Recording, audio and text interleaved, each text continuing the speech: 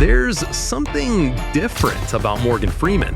Didn't want to be a fighter pilot, just wanted to play one in the movies. So once he was out of the Air Force, he packed his bag and took off for the West Coast. He walked into Paramount, ready for his first role. And right away, they wanted to hire him. Here I am. Hey, Mom, look at me. I'm in Hollywood. I'm going to do it. At that point in time, for a black man to move out west and say, I want to be an actor is kind of that's a daunting task.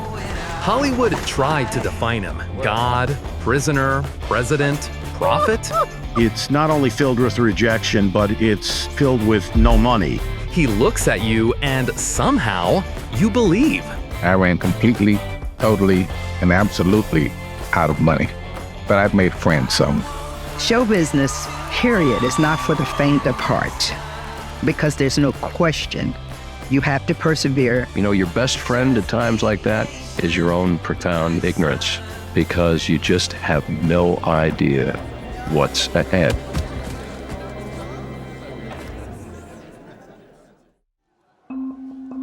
I mean, imagine you're living in a society somewhere where blacks and white cannot even talk to each other, cannot work together. If we walked down the sidewalk and a white man was coming toward us, we had to look down upon the ground. In Mississippi, silence wasn't just survival, it was expected. The world told him to keep his head down, to speak only when spoken to.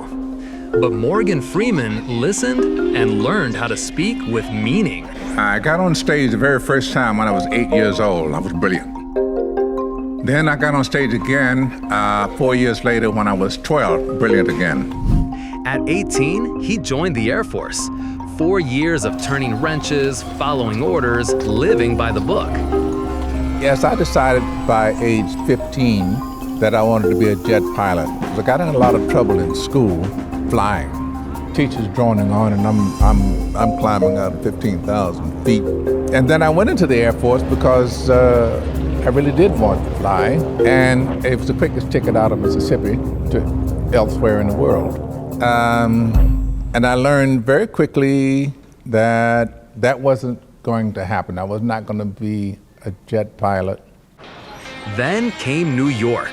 Cold, relentless, indifferent. Hundreds of auditions, cramped apartments, jobs as a dancer, a typist, a temp, anything to survive. I picked the Listerine. Hey, wait a minute, you say you hate it, but you keep on using it? Why, yes. I think if it didn't taste so strong, it wouldn't be working. The industry said he was too black, too old, too late. But he spoke anyway. We sat and drank with the sun on our shoulders and felt like free men. We were the lords of all creation. Then came Easy Reader, a role that brought him fame, but not freedom.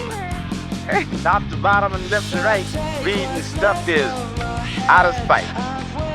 He was grateful, but hungry. Getting a job is like having money in your pocket. You got it, you can get it. I think if I had any even a moderate clue how hard it is for an actor to break into show business, I would have run screaming into the night. My dream was not to be a stage actor. It was to be a movie actor, be in the movies, to do everything. And I did a lot of TV, 20 years on stage, and it was fun, but it didn't hit that button, He craved roles with gravity, with soul, roles where silence said more than words.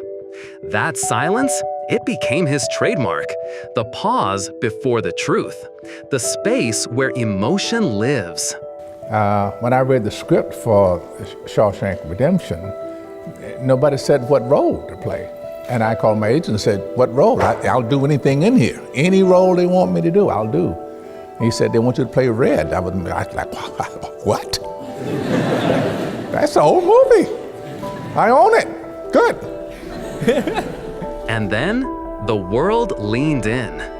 We turned to him to explain war, to unravel time, to play God, not with thunder, but with stillness, with a voice that didn't just speak, it resonated. No, it doesn't matter to me what I'm doing. I enjoy it all. I want to do it all. That was the thing, You say, okay, so what would you like to be in life? Well, I'd like to be a policeman, a fireman, a doctor, a lawyer. So I can do that. Because Morgan Freeman doesn't just act, he translates the human experience. When he speaks, we hear our own pain.